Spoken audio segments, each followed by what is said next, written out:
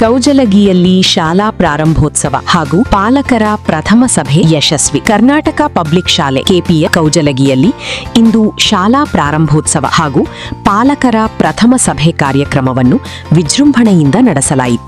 ಕಾರ್ಯಕ್ರಮದಲ್ಲಿ ಕೌಜಲಗಿ ಗ್ರಾಮ ಪಂಚಾಯಿತಿಯ ಅಧ್ಯಕ್ಷರಾದ ಶ್ರೀ ಆರ್.ಎಂ.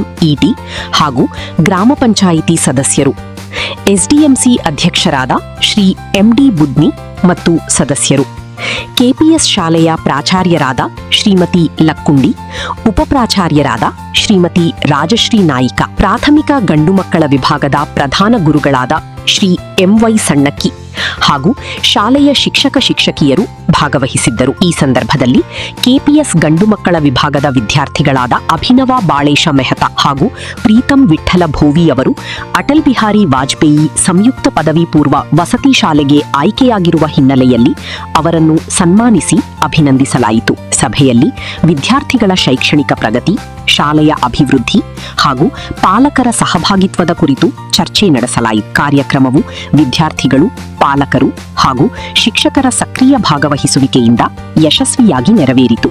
ವರದಿ ವಿಠ್ಠಲ ಭೋವಿ.